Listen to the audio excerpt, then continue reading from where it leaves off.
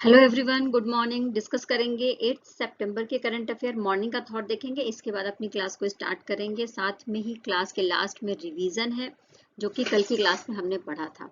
तो चलिए स्टार्ट करते हैं। भगवान श्री कृष्ण जी की जयंती मना रहे हैं। जैसा कि आप सबको पता है कि कल जन्माष्टमी थी और उन्हीं के विचारों को लेकर हम बात कर रहे हैं। तो कृष्ण जी का कहना था कि समय कभी नहीं रुकता, आज यदि बुरा चल रहा है तो कल अवश्य अच्छा आएगा। तो आप केवल निस्वार्थ भाव से कर्म कीजिए और वही आपके हाथ में है। इसका मतलब हमें ये समझ में आता है कि समय रुकेगा नहीं, आपको फोकस करना है अपने काम पर और आपको अपने अंदर सुधार करते रहना है। मंजिल मिलेगी, जरूर मिलेगी, समय लग सकता है, लेकिन उसके लिए लगातार लगे रहना पड़ेगा। तो निस्वार्थ भाव से कर्म करिए, फल की चिंता मत करिए, क्योंकि फल आपके हाथ में नहीं है, आपके हाथ में सिर्फ कर्म करना है। तो इसी खूबसूरत विचारधारा के साथ में चलिए स्टार्ट करते हैं आज की अपनी क्लास को। इंटरनेशनल लिटरेसी डे हर साल 8 सितंबर को मनाया जाता है, ये बात हमें पता होनी चाहिए। कल की क्लास में हमने पढ़ा कि भारत अपना लिटरेसी वीक मना रहा है 1 से लेकर 8 सितंबर के बीच में। ओके, 1966 में यूनेस्को के द्वारा ये डिसाइड किया गया कि हर साल अंतर्राष्ट्रीय साक्षरता दिवस मनाया जाएगा। इसलिए पहली बार 1967 में हमने इंटरनेशनल लिटरेसी डे मनाया है। अगर 2011 के सेंसस के बारे में बात करें तो भारत में कुल साक्षरता दर कितनी थी, एग्जाम में पूछे जाने वाला क्वेश्चन है, तो याद रख लेना 74.04% थी। और साथ में ये बात भी हमें पता होनी चाहिए कि 2011 के ही सेंसस के अकॉर्डिंग जो मेल लिटरेसी है हमारे देश में वो कितनी थी, तो 82.14% थी और फीमेल लिटरेसी रेट था 65.46%। तो ये ऐसा क्वेश्चन है जो एग्जाम में पूछा जाता है, तो हमें पता होना चाहिए। ओके, भौतिक चिकित्सक या फिजियोथेरेपिस्ट का प्रतिनिधित्व करने वाला एकमात्र संगठन का नाम यहाँ पर पूछा जा रहा है, तो इसका नाम है विश्व भौतिक चिकित्सा परिसंघ। ओके, अच्छा, यहाँ पर क्वेश्चन तो आंसर हमें समझ में आ गया, क्वेश्चन भी समझ में आ गया, लेकिन कौन सा डे है जो जब हम वर्ल्ड फिजिकल थेरेपी डे बनाते हैं? तो हर साल 8 सितंबर को पूरी दुनिया में वर्ल्ड फिजिकल थेरेपी डे मनाया जाता है। ठीक है, इस परिसंघ की स्थापना 1951 में करी गई थी 8 सितंबर के दिन ही, और उसके बाद 1996 में हम वर्ल्ड फिजिकल थेरेपी डे बनाना स्टार्ट कर देते हैं। और इस बार की जो थीम है जिसके बारे में बात की जाएगी 2023 में, वो है गठिया। ओके, नेक्स्ट बात देखिए, कैबिनेट की नियुक्ति समिति, ठीक है, इसके द्वारा कुछ नियुक्तियां करी गई हैं। तो ये जो अपॉइंटमेंट किए गए हैं उसमें से जो इम्पोर्टेंट है वो मैं आपको अच्छे से समझा देती हूँ। बाकी प्रॉपर लिस्ट दी गई है जिसको आप पढ़ सकते हैं, और ये सारा कंटेंट आपको टेलीग्राम के लिंक पर पीडीएफ के फॉर्म में भी उपलब्ध है। ओके, इंग्लिश और हिंदी बोथ लैंग्वेजेस में, तो आप अपने नोट्स बना सकते हैं, पढ़ सकते हैं। तो हम सबसे पहले बात करेंगे कि दूर संचार विभाग के सचिव के रूप में नियुक्त किया गया है नीरज मित्तल जी को। नीरज मित्तल जी के बारे में बात करें तो 1992 के बैच के आईएएस ऑफिसर हैं ये, और तमिलनाडु का जो सूचना प्रसारण मंत्रालय है उसके लिए उसके सचिव के रूप में ये काम कर रहे थे। ओके, और ये किसकी जगह लेंगे, तो के राजा रामन की जगह लेंगे। क्लियर? नेक्स्ट बात करेंगे, इलेक्ट्रॉनिक्स और सूचना प्रौद्योगिकी मंत्रालय का नेतृत्व करने के लिए अभी सचिव के रूप में नियुक्त किया गया है कैबिनेट के नियुक्ति समिति के द्वारा। इनका नाम क्या है पूछा जा रहा है, तो इनका नाम है एस कृष्णन, याद रख लेना। और एस कृष्णन 1989 बैच के आईएएस ऑफिसर। ओके, और अच्छा, ये किसकी जगह लेंगे, तो ये अल्केश कुमार शर्मा की जगह लेंगे। प्रॉपर ये लिस्ट दी गई है जिसके बारे में मैंने आपसे बात कर ली कि जो कैबिनेट की नियुक्ति समिति है उसने कई सारी नियुक्तियां करी हैं जिसके बारे में हमें जानकारी होना चाहिए। तो प्रॉपर लिस्ट है, यहाँ से आप पढ़ सकते हैं, देख सकते हैं, और टेलीग्राम के लिंक पर भी जाकर पीडीएफ के फॉर्म में ये सारी चीजें उपलब्ध। देखिए, नेक्स्ट क्वेश्चन है हमारे पास कि लंदन में नॉन फिक्शन के लिए बैली गिफोर्ड जो पुरस्कार है, इसके लिए किस भारतीय अमेरिकी चिकित्सक को नामांकित किया गया है? ओके, यानी कि अभी नॉमिनेट किया गया है, इन्होंने जीता नहीं है। तो प्रॉपर 6 लोगों को नॉमिनेट किया गया है, जिसमें से डॉक्टर सिद्धार्थ मुखर्जी भी हैं, और ये भारतीय मूल के अमेरिकी नागरिक हैं। इन्होंने जो बुक लिखी है उसमें अल्जाइमर और एड्स के बारे में बात करा है, और साथ में ही जो बैली गिफोर्ड पुरस्कार है, इसकी स्थापना 1999 में करी गई थी और इस पुरस्कार के तहत जीतने वाले को 50,000 यूरो दिया जाता है। Okay, clear. देखिए इनकी बुक का नाम क्या है जिसके लिए इनको नामांकित किया गया है, तो बुक का नाम है the song of the cell, an exploration of medicine and the new human. Okay, साथ में हमें ये पता होना चाहिए कि 16 नवंबर को लंदन के विज्ञान संग्रहालय में जो विजेता है उसके नाम की अनाउंसमेंट कर दी जाएगी। देखो इस पुरस्कार की स्थापना 1999 में करी गई थी और ये कई श्रेणियों में दिया जाता है। तो कौन कौन सी कैटेगरीज है देख लेते हैं, जिसमें करंट अफेयर है, इतिहास, राजनीतिक विज्ञान, खेल, यात्रा, जीवनी, आत्मकथा और कला। ओके, देखो जापान भी चंद्रमा पर खोज के लिए अपना एक मिशन चला रहा है और उसके लिए एक अंतरिक्ष यान उसने लॉन्च कर दिया है। उस अंतरिक्ष यान का नाम क्या है, तो नाम पूछा जा रहा है यहाँ पर, जरूर याद रखिएगा, इंपॉर्टेंट क्वेश्चन है। इसका नाम है मून स्नाइपर। क्या नाम है? Moon sniper. ओके, इसमें $100 मिलियन का खर्चा आया है, ऐसा बोला गया है जैक्सा के द्वारा। जैक्सा क्या है? तो JAXA Japan aerospace exploration agency है, यानी कि अंतरिक्ष से रिलेटेड जितने भी कार्यक्रम चलाए जाते हैं वो जापान के जैक्सा के द्वारा चलाए जाते हैं। साथ ये बात हमें पता होनी चाहिए कि इसकी जो लैंडिंग करी गई है ये अगले साल फरवरी के महीने पर चंद्रमा पर लैंड करेगा, ऐसी बात कही गई है जैक्सा के द्वारा। साथ में ही जो जापान का अंतरिक्ष केंद्र है जिसका नाम है तनेगाशिमा, यहां से इसको लॉन्च किया गया है, ये बात याद रख लेना। क्लियर। इस अंतरिक्ष यान को लॉन्च किया गया है HIIA रॉकेट के माध्यम से। ओके, जैक्सा के बारे में बात करेंगे तो इसकी स्थापना 1 अक्टूबर 2003 में करी गई थी। इसके अध्यक्ष इस समय कौन है, तो यामाकावा हिरोशी, और इसका मुख्यालय जापान के टोक्यो के चोफू में आपको देखने को मिल जाएगा। और अगर जापान ये लैंडिंग करा लेता है सफलतापूर्वक तो दुनिया का 5वां देश बन जाएगा जिसने चंद्रमा पर अपना अंतरिक्ष यान भेजा है। ओके, इस मिशन के लिए जापान ने जैक्सा, नासा और यूरोपीय अंतरिक्ष एजेंसी तीनों की मदद ली है। ओके, 2023 में 48 नंबर का टोरंटो इंटरनेशनल फिल्म फेस्टिवल कहां पर आयोजित किया जा रहा है, क्वेश्चन में पूछा जा रहा है। तो देखो इसको हर साल कनाडा के टोरंटो में ही आयोजित किया जाता है, यह आप रट लीजिए।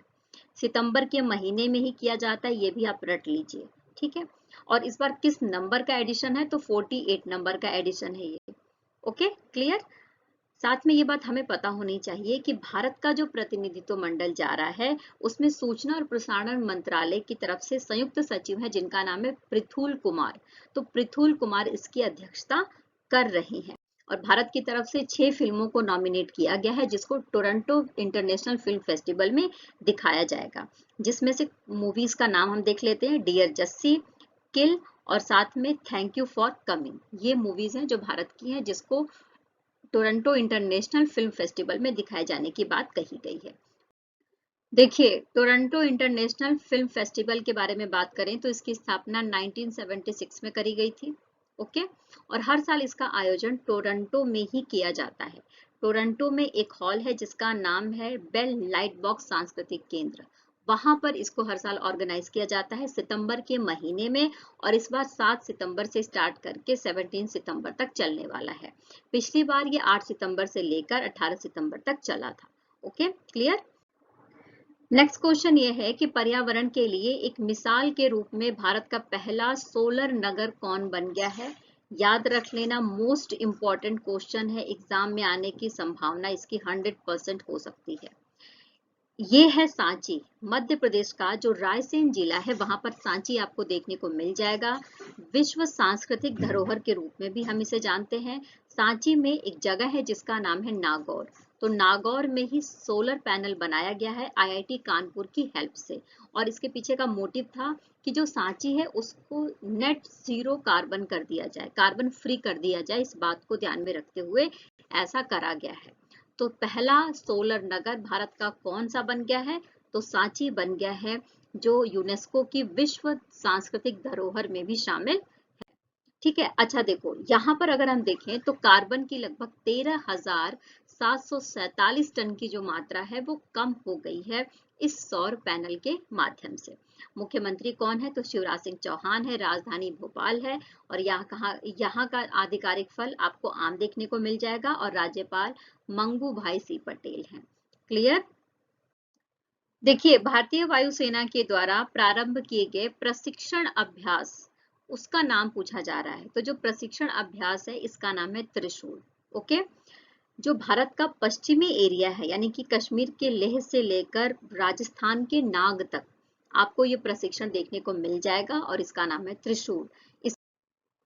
देखो, भारतीय वायुसेना का जो ये अभ्यास चलने वाला है, ये 4 सितंबर को स्टार्ट हो गया है और ये चलेगा 14 सितंबर तक। ओके, कश्मीर के लेह से लेकर जो राजस्थान का नाल है वहां तक, यानी पश्चिमी एरिया को कवर करेगा। इसमें आप देखेंगे तो राफेल, मिराज 2000 और सुखोई MKI के साथ साथ में जो हेलीकॉप्टर है, चिनूक और अपाचे, वो भी पार्टिसिपेट करेंगे। इससे भारत की जो वायुसेना की युद्ध क्षमता है, उसकी जो कैपेसिटी है, उसको दिखाने की कोशिश करी जाएगी। तो याद रख लेना, त्रिशूल जो प्रशिक्षण अभ्यास है उसके बारे में, जो भारतीय वायुसेना का अभ्यास है। ओके, देखो, केंद्र सरकार के द्वारा मंजूरी प्रदान किया गया कि मेडिकल शिक्षा में सरकारी स्कूल के छात्रों के लिए 10% आरक्षण किस राज्य से संबंधित है? इस राज्य का नाम पूछा जा रहा है। यानी इस राज्य के सरकारी स्कूल के बच्चे अगर नीट की तैयारी कर रहे हैं और वो क्वालिफाई कर लेते हैं तो 10% का रिजर्वेशन उनको दिया जाएगा, क्योंकि इस राज्य के जो मुख्यमंत्री और साथ में वहां के राज्यपाल की डिमांड थी। इस बात को ध्यान, उपराज्यपाल की डिमांड थी, तो इस बात को ध्यान में रखते हुए ही सेंट्रल गवर्नमेंट ने मंजूरी दे दी है। और ये राज्य है पुडुचेरी या पुदुचेरी। ठीक है, ये यूनियन टेरिटरी है, यानी कि केंद्र सरकार के अधीन आता है। क्लियर? देखिए, प्रसिद्ध हिंदुस्तानी शास्त्रीय गायिका मालिनी राजूरकर किस घराने से संबंधित हैं? तो देखो, शास्त्रीय संगीत से या फिर हिंदुस्तानी जो शास्त्रीय संगीत है उससे रिलेटेड कई सारे घराने हैं। तो उसमें ग्वालियर घराने से ये संबंधित थी। इनका अभी हाल ही में 82 साल की उम्र में निधन हो गया है, और इनका जन्म 1941 में राजस्थान के अजमेर में हुआ था, और अजमेर में ही इन्होंने, अजमेर का जो संगीत विद्यालय है वहीं से इन्होंने शिक्षा प्राप्त करी थी हिंदुस्तानी शास्त्रीय संगीत की। इसके बाद ये कई सारे शैलियों को जानती थी, लेकिन सबसे ज्यादा जिसमें ये फेमस हुई वो शैलियां कौन सी थी? तो उसका नाम है टप्पा और ख्याल। ये जो शैलियां थी इसमें ये काफी ज्यादा फेमस हुई थी। तो आप इनका नाम याद रख लेना, क्योंकि जो इंपॉर्टेंट पर्सनालिटी होते हैं उनसे रिलेटेड क्वेश्चन जरूर आता है एग्जाम में। देखिए, हमारे देश के प्रधानमंत्री को सुरक्षा दी जाती है, तो ये सुरक्षा ग्रुप के माध्यम से दी जाती है। ओके, इस ग्रुप का नाम क्या है? Special protection group. तो इस स्पेशल प्रोटेक्शन ग्रुप के डायरेक्टर के रूप में काम कर रहे थे अरुण कुमार सिन्हा जी।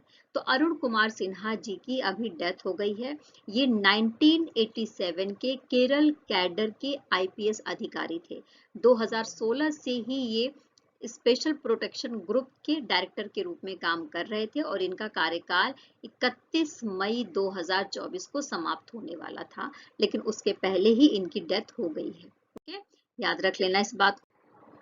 देखिए, जो स्पेशल प्रोटेक्शन ग्रुप है इसकी स्थापना 1985 में करी गई थी, प्रधानमंत्री की सुरक्षा को ध्यान में रखते हुए, क्योंकि हमारे देश का जो कार्यकारी प्रमुख होता है वो प्रधानमंत्री होता है, और सबसे इंपॉर्टेंट पर्सनालिटी अगर कहें तो हमारे देश के प्रधानमंत्री ही होते हैं। तो इस संगठन में आपको 3000 जो कर्मचारी हैं उनकी संख्या देखने को मिल जाएगी, जो प्रधानमंत्री की सुरक्षा से रिलेटेड सारे काम करते हैं। आइए अब रिवीजन करते हैं कल की क्लास में जो कुछ पढ़ा उसका फटाफट रिवीजन। तो नीले आसमान के लिए स्वच्छ हवा का पहला अंतर्राष्ट्रीय दिवस कब मनाया जाता है? तो इसको हर साल 7 सितंबर को मनाया जाता है, और इसकी स्टार्टिंग पहली बार कब करी गई थी? तो 2020 में करी गई थी। 7 सितंबर 2023 को इंटरपोल की 100वीं स्थापना वर्षगांठ थी, तो इसके अवसर पर पुलिस सहयोग दिवस मनाया जाता है। तो इस अंतर्राष्ट्रीय पुलिस सहयोग दिवस में किसकी भूमिका के बारे में बताया गया है, यानी किसकी भूमिका को ज्यादा से ज्यादा अब आगे बढ़ाने की कोशिश करी जाएगी? तो पुलिसिंग में महिलाएं, इस बात को ध्यान में रखा गया है इंटरपोल की 100वीं स्थापना वर्षगांठ के अवसर पर, जिसको अंतर्राष्ट्रीय पुलिस सहयोग दिवस के रूप में भी हम मनाते हैं हर साल 7 सितंबर को। इंटरपोल एक तरीके से अंतर्राष्ट्रीय स्तर पर पुलिस सहयोग के लिए स्थापित किया गया है, और इसमें 195 देश शामिल हैं। नेक्स्ट बात करेंगे IISSF विश्व चैंपियनशिप हुई है तो उसमें भारत ने कौन सा स्थान प्राप्त किया है? तो भारत को तीसरा स्थान मिला है। भारत ने कुल 14 मेडल जीते हैं, जिसमें से 6 गोल्ड जीता है और 8 ब्रॉन्ज मेडल जीता है। फर्स्ट पोजीशन पर चाइना है और सेकंड पोजीशन पर यूक्रेन है, जिसके बारे में कल की क्लास में हमने बात कर लिया था। नेक्स्ट बात करेंगे, भारतीय आईटी और तकनीकी व्यापार निकाय नैसकॉम है और उसका नया चेयरपर्सन नियुक्त किया गया है। इनका नाम क्या है? तो इनका नाम है Rajesh Nambiar. Okay, present time में जो हमारा नैसकॉम है उससे 3000 कंपनियां जुड़ी हुई हैं, इस बात को आप ध्यान रख लीजिएगा। नेक्स्ट बात करेंगे, मध्य प्रदेश के प्रधान मुख्य परिचालन प्रबंधक के रूप में किसे नियुक्त किया गया है? तो याद रख लेना, इनका नाम है श्याम सुंदर गुप्ता। अंतर्राष्ट्रीय मैच में खेलने वाले पहली ट्रांसजेंडर क्रिकेटर बन गई हैं, उनका नाम याद रखना है, तो कनाडा की डेनियल मैकगेही हैं। ओके, पहली है इसलिए इंपॉर्टेंट है।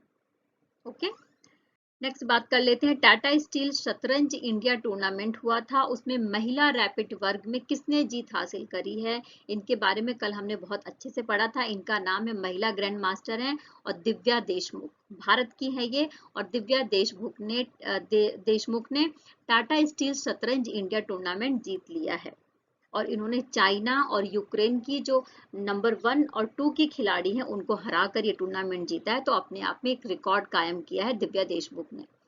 हिमाचल प्रदेश में उद्घाटन की गई मुख्यमंत्री खेल क्षमताओं, पुनर्निर्माण आकांक्षाओं और आजीविका योजना किससे संबंधित है?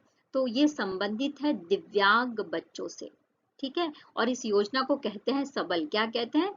सबल। इसके तहत जो दिव्यांग बच्चे हैं उनको जो वजीफा दिया जाता था उसको बढ़ाकर 1000 रुपए कर दिया गया है, ठीक है। और इसमें जो हिमाचल प्रदेश है उसके 3 डिस्ट्रिक्ट लिए गए हैं और उन 3 डिस्ट्रिक्ट के 400 सरकारी स्कूल लिए गए हैं, जहां पर इन दिव्यांग बच्चों को और इसमें स्पेशली विकलांग बच्चों को विशेष रूप से ध्यान दिया गया है, उनके ऊपर काम किया जाएगा और उनके लिए सरकारी नौकरियों में आरक्षण की भी व्यवस्था करी गई है। हिमाचल प्रदेश के जो मुख्यमंत्री हैं सुखविंदर सिंह सुक्खू, उनके द्वारा ये बात कही गई। ओके, नेक्स्ट बात कर लेते हैं इसरो की वैज्ञानिक एन वलारमथी के बारे में। एन वलारमथी अपनी किस महत्वपूर्ण भूमिका के लिए जानी जाती थी?